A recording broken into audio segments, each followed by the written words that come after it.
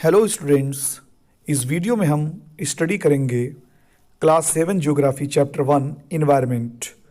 NCERT से इस chapter को हम लाइन टू लाइन रीड करेंगे और समझेंगे ताकि हर एक पॉइंट अच्छी तरीके से समझ सकें।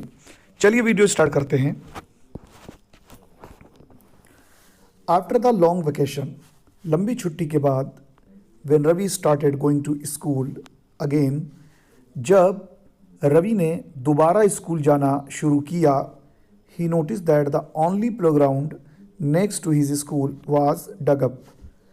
उसने नोटिस किया कि एकमात्र प्लेग्राउंड जो कि उसके स्कूल के बिल्कुल लगा हुआ था, पास था, खोदा गया था, यानी उसको खोद दिया गया था। People said that a huge building with many flats will be constructed here. लोगों ने कहा कि एक बड़ी बिल्डिंग बहुत सारे फ्लैट्स के साथ वहाँ पर कंस्ट्रक्ट की जाएगी, बनाई जाएगी। Ravi was almost in tears. Ravi की आंखों में आंसू थे। When he realised that the big playground with its soft grass, marigold and butterflies is gone forever. जब उसने रियलाइज़ किया, उसने महसूस किया कि वो बड़ा प्लेग्राउंड, खेल का मैदान जिसमें सॉफ्ट घास थी, मैरीगोल्ड्स, गेंदे के फूल थे और तितलियां थीं, हमेशा के लिए उससे गायब होने वाली थीं, उसके आंखों से ओझल होने वाली थीं। He shared his feelings with his classmates. उसने अपनी फीलिंग्स को अपनी क्लासमेट के साथ शेयर किया। इन द असेंबली में the principal too sadly observed. Assembly में प्रिंसिपल ने भी बड़े ही दुख के साथ इस बात को ऑब्जर्व किया। See how our environment is changing. देखो कैसे हमारा इन्वायरमेंट चेंज हो रहा है।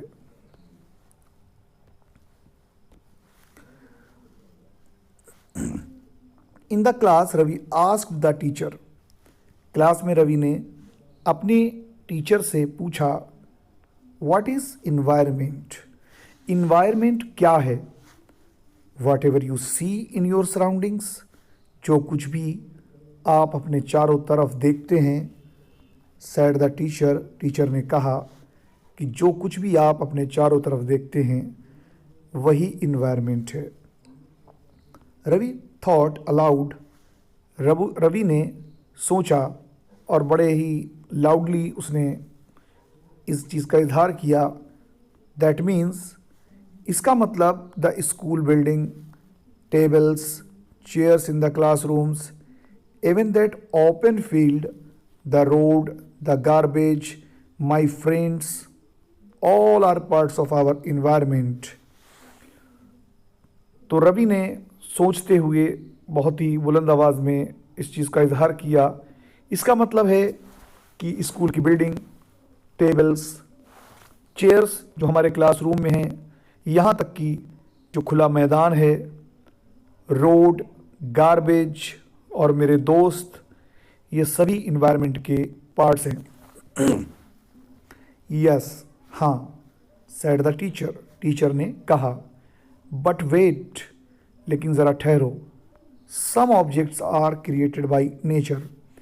कुछ चीज़ें नेचर ने बनाई हैं, जैसे for example mountains, rivers, trees, animals. यानी कि माउंटेन्स, पहाड़, रिवर्स, नदियाँ, ट्रीज़, पेड़, एनिमल्स, जानवर, ये सब नेचर के द्वारा क्रिएट किए गए ऑब्जेक्ट्स हैं, यानी कि नेचुरल इन्वायरमेंट हैं। Others are made by people. दूसरे इंसानों ने खुद बनाए हैं। For example roads, cars, clothes, books. यानी रोड्स, कार्स, क्लॉथ्स, कपड़े, बुक्स, किताबें, ये सब ह्यूमन मेड इन्वायरमेंट है।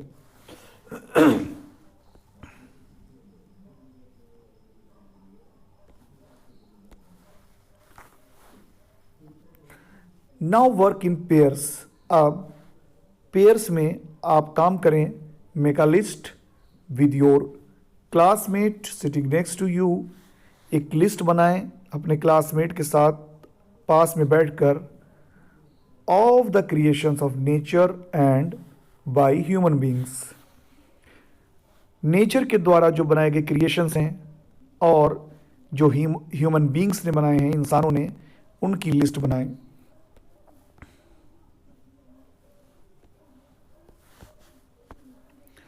Environment is our basic life support system. Environment हमारा बुनियादी लाइफ सपोर्ट सिस्टम है। इट प्रोवाइड्स, ये हमें देता है, प्रदान करता है। एयर वी ब्रीथ, जो हम सांस लेते हैं। वाटर वी ड्रिंक, वो पानी जो हम पीते हैं। द फूड वी ईट, वो खाना जो हम खाते हैं। And the land where we live, और वो जगह या लैंड जहाँ हम रहते हैं। How do human beings modify this? कैसे इंसान इसे मॉडिफाई करता है, बदलता है। How do human beings modify this natural environment, यानी कैसे इस नेचुरल इन्वायरमेंट को इंसान बदलते हैं। द कार फ्यूम्स, कार से निकला हुआ धुआं पोल्यूट द एयर, एयर को गंदा करता है, दूषित करता है, पोल्यूट करता है। Water is collected in a pot, water जो कि पॉट में या किसी बर्तन में इकट्ठा किया जाता है। Food is served in vessels, खाने को बर्तनों में सर्व किया जाता है। And land is use to build factories, और ज़मीन यानी लैंड फैक्ट्रीज बनाने के लिए यूज़ की जाती हैं।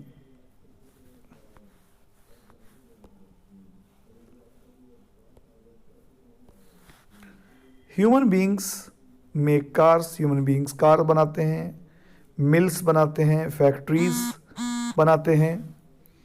एंड मैन्युफैक्चर कंटेनर्स, और कंटेनर्स यानी कि कुछ रखने के सामान, जैसे बड़े बर्तन वगैरह, उनको हम कंटेनर्स कह सकते हैं।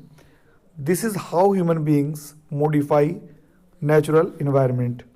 ये है कैसे से ह्यूमन बींग्स नेचुरल इन्वायरमेंट को मॉडिफाई करता है।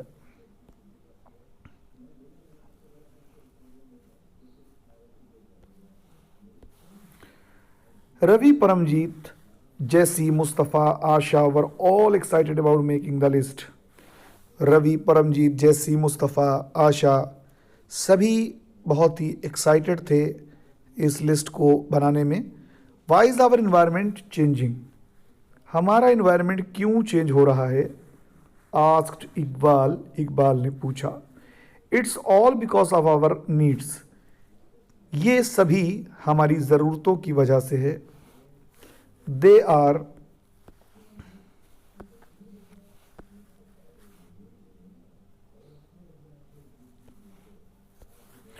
इंक्रीजिंग डे बाई डे, दिन ब दिन ये सब बढ़ता जा रहा है। We are there for modifying and at times even destroying our natural surroundings. हम इसीलिए अपने एनवायरनमेंट को चेंज कर रहे हैं, और कभी कभी यहाँ तक कि इसको हम डिस्ट्रॉय भी कर रहे हैं, जो हमारा नेचुरल सराउंडिंग्स है। द टीचर रिप्लाइड, टीचर ने कहा।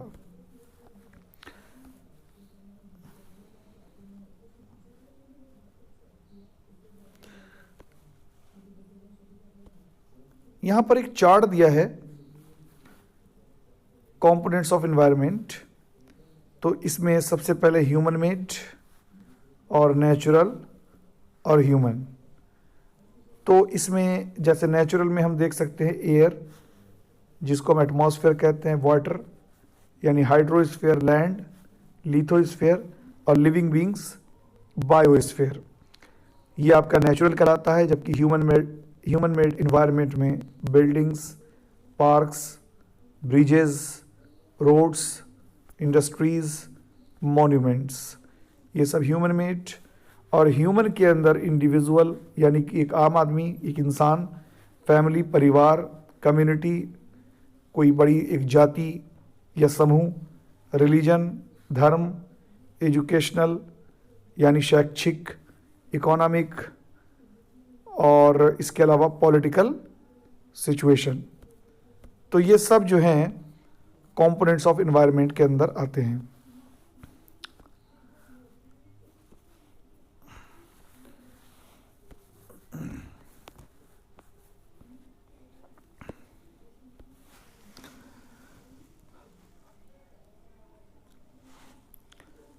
जो इन्वायरमेंट के कंपोनेंट जो हैं, जो नेचुरल इन्वायरमेंट है वो दो तरीके से डिवाइड किया गया है।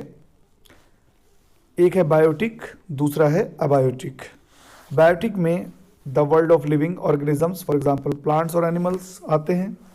अबायोटिक में नॉन लिविंग एलिमेंट जैसे कि लैंड, एयर वगैरह, ये सब अबायोटिक में आता है। From the above conversation you understand that the place, people, things and nature that surround any living organism is called environment। तो जो प्लेस है, जो लोग हैं, जो चीज़ें हैं और नेचर जो हमें यानी कि लिविंग ऑर्गेनिज्म को सराउंड करता है उसको एनवायरनमेंट कहते हैं। और ये नेचुरल और ह्यूमन मेड फिनोमिना का कॉम्बिनेशन होता है। While the natural environment refers to both biotic and abiotic, natural environment को दो कंपोनेंट्स में या कैटेगरी में डिवाइड किया गया है, जिसके बारे में अभी पढ़ चुके हैं बायोटिक और अबायोटिक में।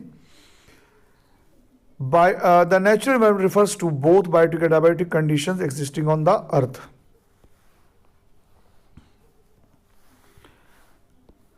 Human environment reveals the activities, creations and interactions among human beings। Human environment reveal करता है, जाहिर करता है उन एक्टिविटीज़ को, उन क्रिएशंस को और इंट्रैक्शन यानी जो उनका आपस का जो एक रिलेशन है इंसानों का, तो उनको ह्यूमन इन्वायरमेंट के अंदर रखा जाता है। बात करेंगे सबसे पहले नेचुरल इन्वायरमेंट की। तो land, water, air, plants and animals comprise the natural environment. तो ये जो लैंड है, वाटर है, एयर है, प्लांट्स है और एनिमल्स है, ये नेचुरल इन्वायरमेंट को कंप्राइज करता है, यानी कि नेचुरल इन्वायरमेंट को बनाता है। You are familiar with the meaning of lithosphere, hydrosphere, atmosphere and biosphere from your previous class. तो लिथोस्फीयर, हाइड्रोस्फीयर और एटमॉस्फेयर और बायोस्फीयर को हम पिछली क्लास में पढ़ चुके हैं। यहाँ पर भी इसके बारे में कुछ और फैक्ट्स दिए हुए हैं, जैसे कि लिथोस्फीयर आपका लैंड को कहते हैं और हाइड्रोस्फीयर वाटर का जो वाटर का इन्वायरमेंट है, और एटमॉस्फेयर जो हमारा हवा जो है अर्थ के चारों तरफ एटमॉस्फेयर कहलाती है। और जहाँ पर ये तीनों इंटरेक्ट करते हैं आपस में उसको बायोस्फीयर कहते हैं। अगर हम वर्ड ओरिजिन की बात करें तो इन्वायरमेंट जो है वो फ्रेंच वर्ड इन्वायरनर या इसी की एक अलग स्पेलिंग भी है, तो इससे ये बना है जिसका मतलब होता है नेबरहुड यानी कि पड़ोस।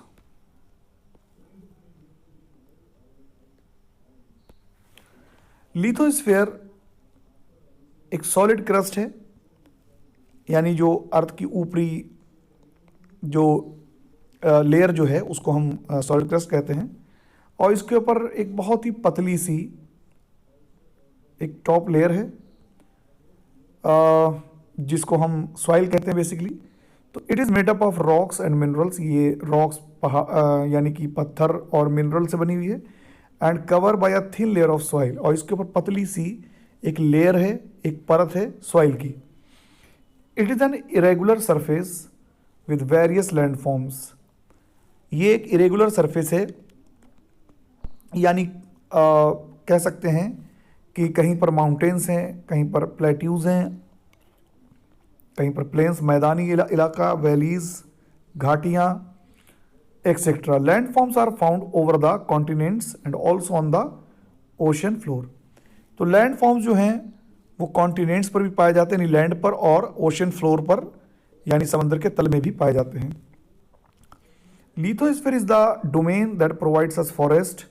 लिथोस्फीयर एक तरह का डोमेन है जो प्रोवाइड करता है यानी जिसमें पाया जाता है फॉरेस्ट, ग्रासलैंड्स, घास के मैदान ग्रेजिंग के लिए, यानी जिसको हम कहते हैं कि जानवरों के चरने के लिए, और लैंड फॉर एग्रीकल्चर, और खेती बाड़ी के लिए जो ज़मीन है वो, एंड ह्यूमन सेटलमेंट्स, और इंसान के रहने के लिए। It is also a source of mineral wealth, और ये मिनरल वेल्थ का एक सोर्स भी है। लेट्स डू में देखिए ज़रा, look at your surroundings, make a list of uses that the land in your neighbourhood is being put to. तो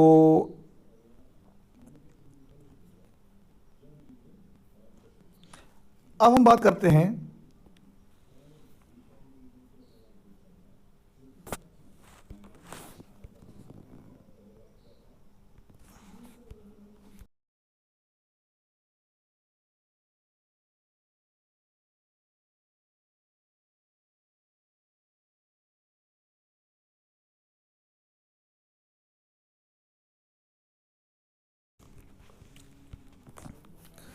लुक एट योर सराउंडिंग्स, अपने चारों तरफ देखें।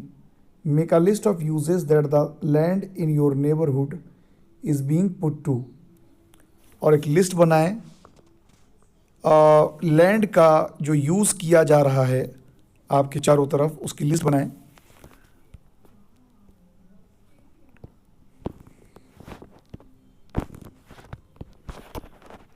Where does the water you use in your home and school come from,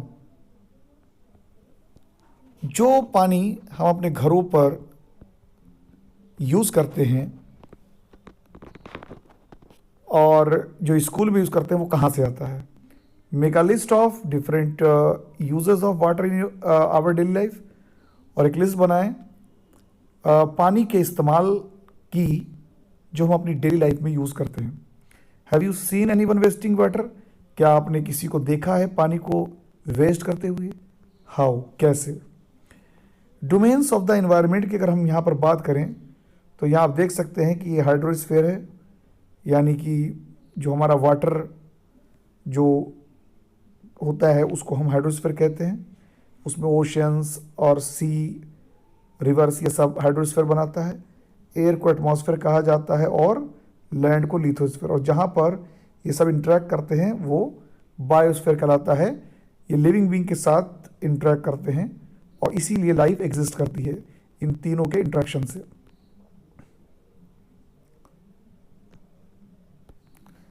the domain of water is referred to as hydrosphere, जो water का domain है इसको हम हाइड्रोस्फीयर कहते हैं। It comprises various sources of water and different types of water bodies like rivers, lakes, seas, oceans etcetera. It is essential for all living organisms. तो इसके अंदर जो है वाटर जो है वेरियस सोर्सेज जो हैं वाटर के वो होते हैं, जैसे कि आपकी रिवर्स हैं, लेक्स हैं, और सीज यानी सागर, ओशंस, महासागर, और ये बहुत ज़रूरी है सभी लिविंग ऑर्गेनिजम्स के लिए। एटमॉस्फेयर की अगर हम बात करें, the atmosphere is the thin layer of air that surrounds the earth.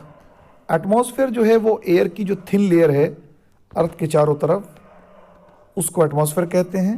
The gravitational force of the earth holds the atmosphere around it, और ये जो एटमॉस्फेयर है ये हमारे अर्थ के ग्रेविटेशनल फोर्स की वजह से है। It protects us from the harmful rays, तो ये हमें बचाती है हार्मफुल रेज से, सूरज की, सन की, एंड स्कॉर्चिंग हीट और झुलसा देने वाली गर्मी से। It consist of a number of gases, इसके अंदर कई गैसेस होती हैं, यानी एटमॉस्फेयर के अंदर कई गैसेस होती हैं।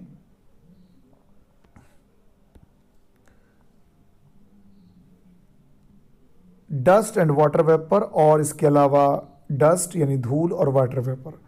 The changes in the atmosphere produce changes in the weather and climate. Atmosphere के चेंज की वजह से ही वेदर और क्लाइमेट चेंज होता है। वेदर जो होता है वो शॉर्ट कह सकते हैं कि एक शॉर्ट टाइम का जो क्लाइमेट चेंज होता है उसको हम वेदर कहते हैं, और जो लॉन्ग टाइम एटमॉस्फेरिक कंडीशन होती हैं उसको हम क्लाइमेट कहते हैं। Plant and animal kingdom together make biosphere. Plant और एनिमल किंगडम जो हैं मिलकर बायोस्फीयर बनाते हैं, और द लिविंग वर्ल्ड, या हम इसको लिविंग वर्ल्ड भी कह सकते हैं। It is a narrow zone of the earth. ये अर्थ का एक नैरो जोन है जहाँ लैंड, वाटर और एयर इंटरेक्ट करते हैं आपस में, support to support life, life को सपोर्ट करने के लिए। अब बात करेंगे इकोसिस्टम के बारे में। At an NCC camp that Ravi's class was attending. NCC camp जिसको रवि की क्लास ने अटेंड किया था, यानी कि अटेंड कर रही थी, जेसी एक्सक्लेम्ड, जेसी ने एक्सक्लेम किया, व्हाट अ हैवी डाउनपोर, कितनी तेज़ बारिश है। It reminds me of my home in Kerala, ये याद दिलाता है मुझे मेरे घर के बारे में जो केरला में है। You should come and see how it pores and pores and pores over the lush green fields, तुम्हें आना चाहिए और देखना चाहिए कैसे ये पोर्स हो रहा है, यानी कि उसके ऊपर गिर रही है, लश ग्रीन फील्ड्स पर, यानी कि हरी मैदान में किस तरीके से ये बारिश गिर रही है। एंड कोकोनट प्लांटेशंस, और नारियल के पौधों के ऊपर किस तरीके से ये डाउनपोर गिर रही है। हीरा फ्रॉम जैसलमेर एक्सक्लेम्ड, हीरा जो कि जैसलमेर से था, exclaimed, we get no rains, हमें कोई रेंस नहीं मिलती, हमारे यहाँ कोई बारिश नहीं होती। वी सी ओनली कीकर एंड सैंड, हमने सिर्फ कीकर और सैंड को ही देखते हैं। एज फार एज, जहाँ तक the eyes can see, eye देख सकती हैं, but you also find camels, केवल आप जो हैं ऊँट पाते हैं, said Ravi.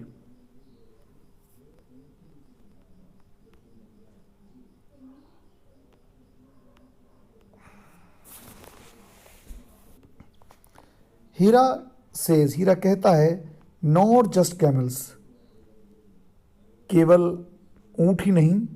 If you visit our desert, अगर तुम हमारे रेगिस्तान में जाते हो, यू विल सी स्नैक्स, तुम्हें सांप देखने को मिलेंगे, लिजर्ड, छिपकलियाँ, और मैनी इंसेक्ट्स टू, और बहुत सारे कीड़े भी। रवि वंडर्ड, रवि ने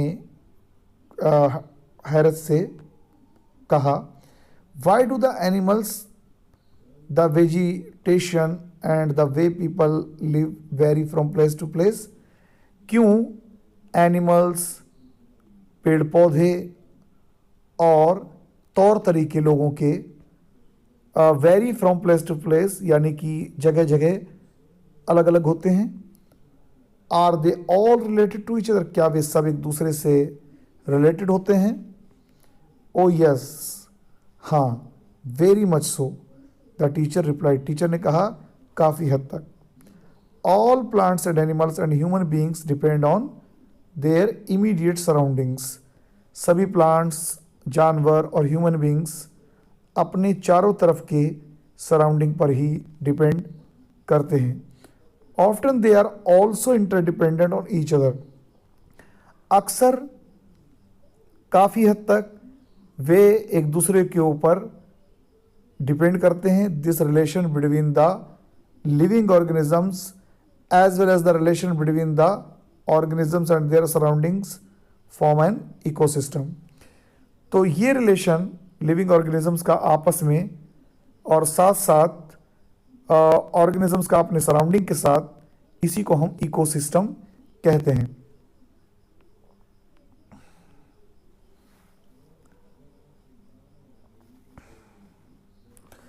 there could be an ecosystem of large rain forest, एक बड़े रेन फॉरेस्ट में भी एक इकोसिस्टम हो सकता है। ग्रास लैंड में हो सकता है, डिजर्ट में हो सकता है, माउंटेन्स में, lake, river, ocean and even a small pond, और एक छोटे तालाब में भी हो सकता है। डू यू थिंक, क्या तुम सोचते हो, the park in which Ravi and his friends played formed an ecosystem, क्या तुम्हें लगता है या तुम ऐसा सोचते हो कि वो पार्क जिसमें रवि और उसके दोस्त खेला करते थे, भी एक इकोसिस्टम बनाता था। Human environment.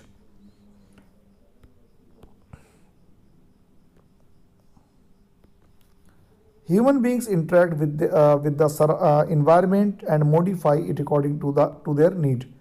Human beings अपने environment के साथ interact करते हैं और उसको change करते हैं अपनी ज़रूरत के अनुसार. Early humans adapted themselves to the natural surroundings.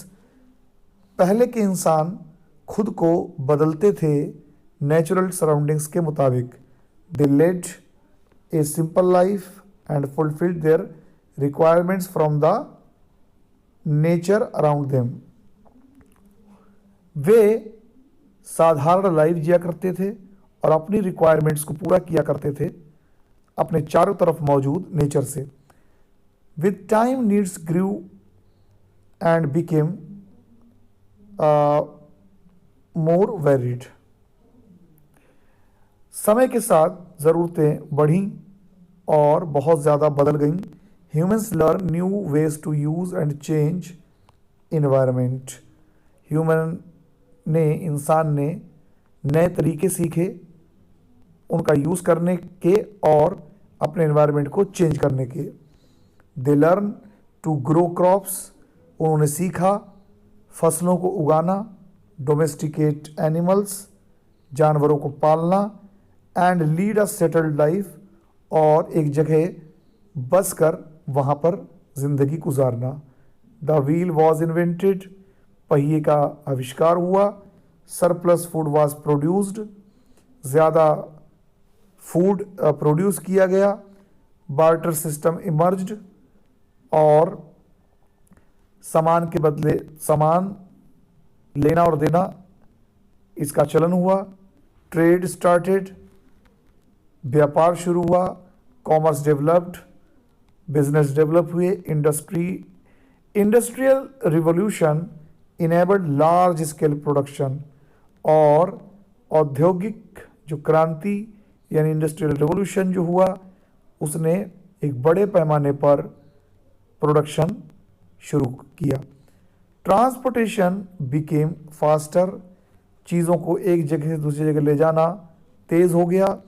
Information revolution made communication easier and speedy across the world. Information revolution ने यानी सूचना क्रांति ने कम्युनिकेशन को यानी अपनी बात को पहुंचाना एक जगह दूसरी जगह यानी पूरे ओवर द वर्ल्ड को बहुत ही इजी बना दिया और तेज़ बना दिया. Have you ever thought why you love eating a juicy watermelon. क्या आपने कभी सोचा आपको क्यों एक जूसी वाटरमेलन जो है गर्मियों में खाना अच्छा लगता है. And hot roasted peanuts. और गर्म भुने हुए पीनट्स विंटर में. A perfect balance is necessary between the natural and human environment. एक परफेक्ट बैलेंस ज़रूरी है नेचुरल और ह्यूमन इन्वायरमेंट के बीच में. Humans must learn to live and use their environment in a harmonious way. Human को सीखना चाहिए इन्वायरमेंट का यूज़ करना एक बहुत ही हारमोनियस वे में.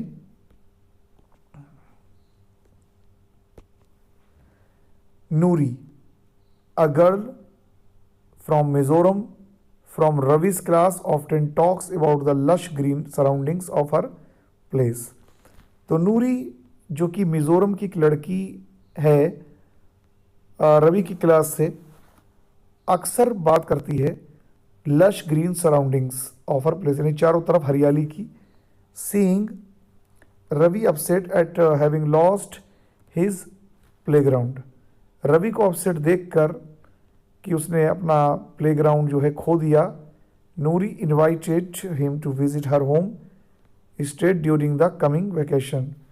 तो नूरी ने इनवाइट किया उसे कि वो उसके स्टेट आए वेकेशंस के दौरान.